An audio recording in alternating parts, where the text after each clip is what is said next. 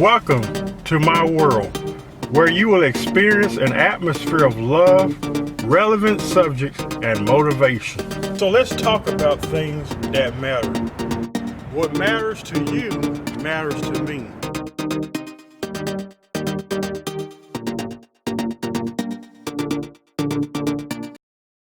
How does PTSD affect relationships, or is that even possible? Can that even happen? Is it true that PTSD can affect those that we interact with every day, friends, a marriage, those that we are around? That's what I want to talk about today. Welcome to the Brother Henry and You Show. I am your host, Henry Harris. Today, we're going to talk about how does PTSD affect relationships. We had a great message last week talking about what is PTSD. So hopefully as we proceed, you would have at least some knowledge or information on what PTSD is. And I hope it's helping many of you out. I believe that it really is. So can PTSD affect relationships or those that are close to us? I believe the answer would be yes. I firmly believe that the most important thing you could give your partner or those that you are associated with is learning to share your feelings with them. A lot of people who suffer from PTSD, they are afraid to share how they truly feel. For reasons unknown to me, but maybe one reason is retaliation. Maybe another reason they feel like they won't be believed. What if I truly did let my guard down? What if I did bring that wall down where I can open up and truly share how I feel about the disorder that I'm experiencing in my life? And number two, being open and honest about your diagnosis. I have personally been in relationships with people who weren't always honest with me in the beginning of our relationship or friendship. I think that can really affect a relationship, especially if you're getting ready to get married. If you know you suffer from PTSD and you're not honest with your partner about that or your friend about that, you're starting to display certain behaviors, you're starting to act a certain way that's out of the norm or how a normal person would act. These things would probably be better understood if we were honest and if we would learn how to share how we truly felt. If your partner or the person you are associated with know about your condition, he or she may respond differently if it manifests. Because until then, he or she is left in the dark wondering what's going on. And I can say this from experience because I've lived it and I've been there. Why is he acting that way? Why is she acting that way? Is there something going on beneath the surface that needs to be discussed?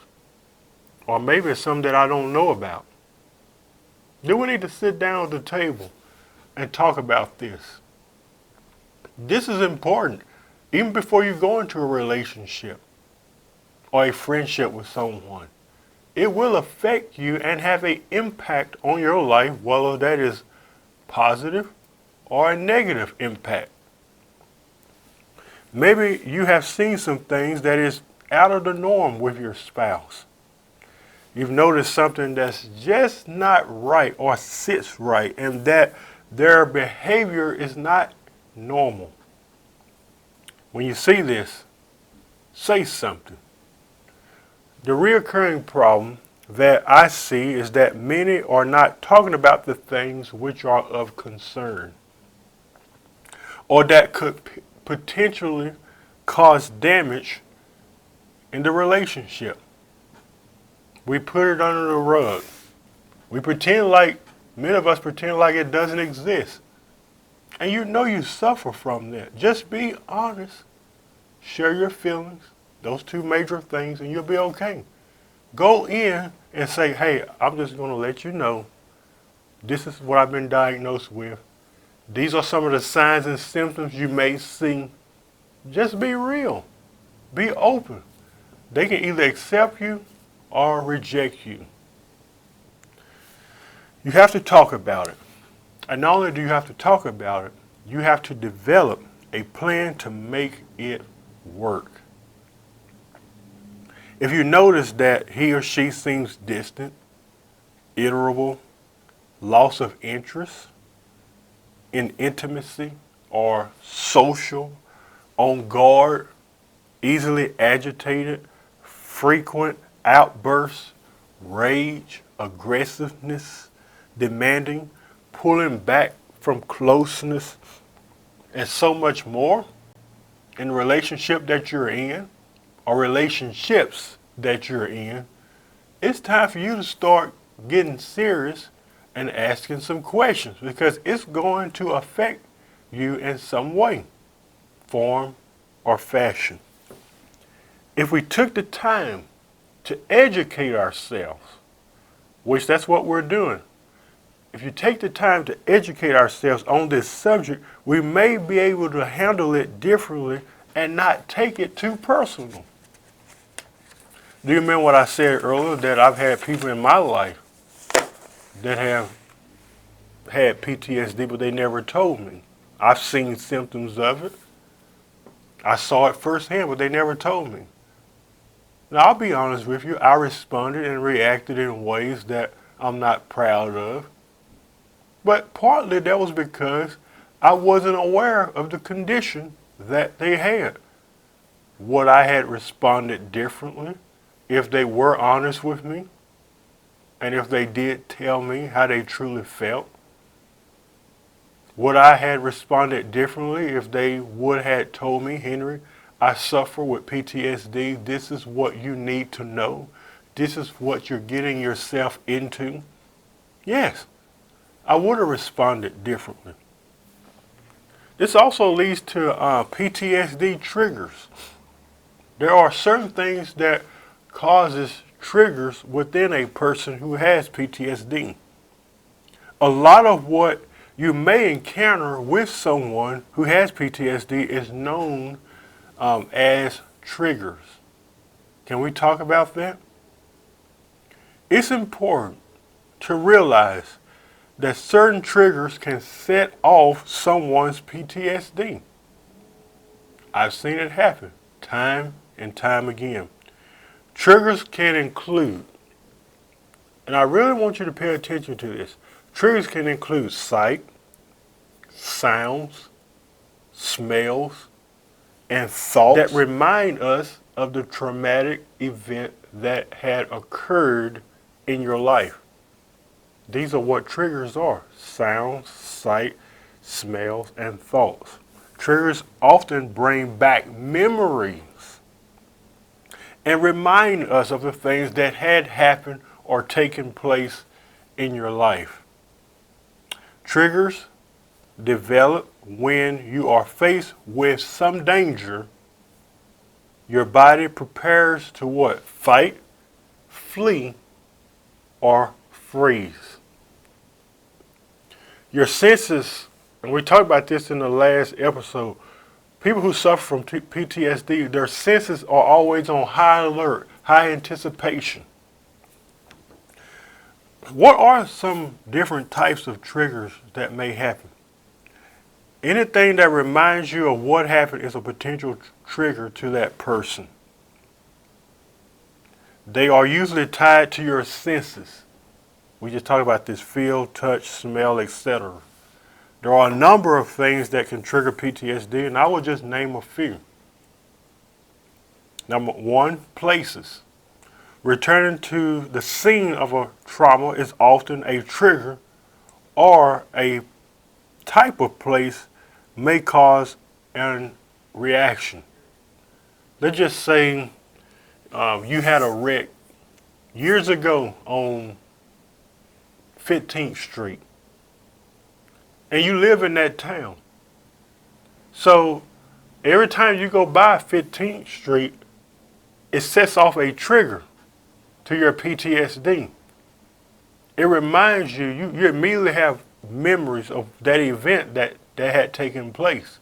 So what do we try to do? We try to avoid 15th Street because you know what had happened.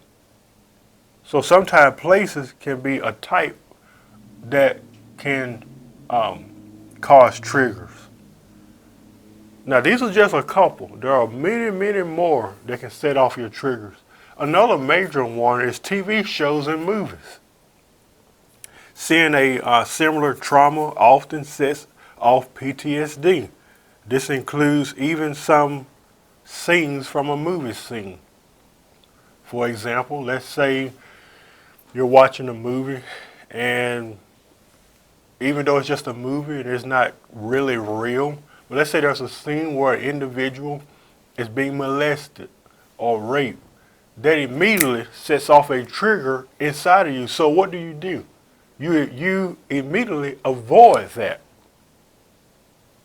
And some people I know don't watch TV at all or certain programs because what it does is it triggers a certain emotion in that person. One of my friends gave a good assessment of triggers and how they operate in people's lives. She said, you pull back from closeness. You hide your suffering and avoid. People will trigger emotions in you without them even knowing. And then be afraid of the response. Difficulty in being vulnerable because you feel crazy. She goes on to say, I cannot watch any movies with violence or darkness, really, as it will trigger anxiety. Thank you so much for the individual who sent me that quote. This person says that they can't participate in darkness or watch videos or movies that have violence because it triggers her anxiety. So, as you can see, this individual cannot watch certain things because it triggers her anxiety. Keep in mind that everyone is different and everyone's response or reaction may not be exactly the same. Here's another one, sounds. Hearing certain noises, songs, or even voices can bring back memories of what had occurred or the traumatic and disturbing event that took place in your life. For example, hearing a gunshot go off, or let's say hearing a car crash, bam, immediately sets off a trigger, and it takes you back to the very event that happened.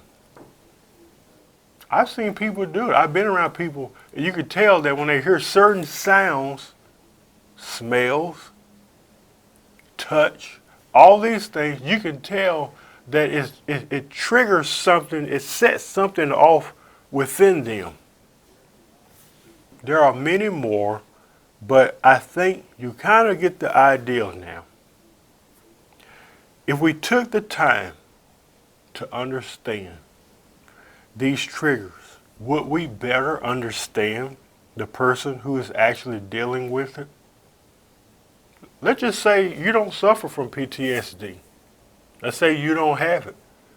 But there are other people that do have it. Would life be much better for them if you took the time, what did I say, to listen to their feelings, and also what they need to do is be honest with you about the triggers, about their PTSD, no matter what it revolves around, sight, sound, it deals with your senses. Sometimes people say things to a person that has PTSD which will set off a trigger. And as the young lady said, who sent the quote, they become afraid of the response because sometimes they're just not aware of what that individual is dealing with. But if we would educate ourselves, as I said earlier, maybe we would know how to respond in a productive way. So the best thing you can do with a person who's suffering from PTSD is show compassion and help them to heal. Don't create wounds. Don't judge them, because if you are not suffering from PTSD, you simply don't understand. But try to understand. Try to put yourself in their category. Try to put yourself in their shoes. What if I was struggling with this? What if I was the one that was struggling with this? How would that make me feel as a person? Show compassion. Coping with PTSD in relationship is never easy, but there are ways to work towards being happier and having a healthier relationship as you recover from these traumatic experiences. Number one, build communication. Talk. Number two, be creative. And number three, be honest. That's the best way you can cope with PTSD, with those that you find yourselves in a relationship with. So yes, it can affect those that are around you, those you are married to. Depends on if you're being honest about your diagnosis and if you're truly sharing how you felt. Maybe your partner, your spouse, husband or wife, or girlfriend, whatever, they may be able to help you. But there's very little help that they can give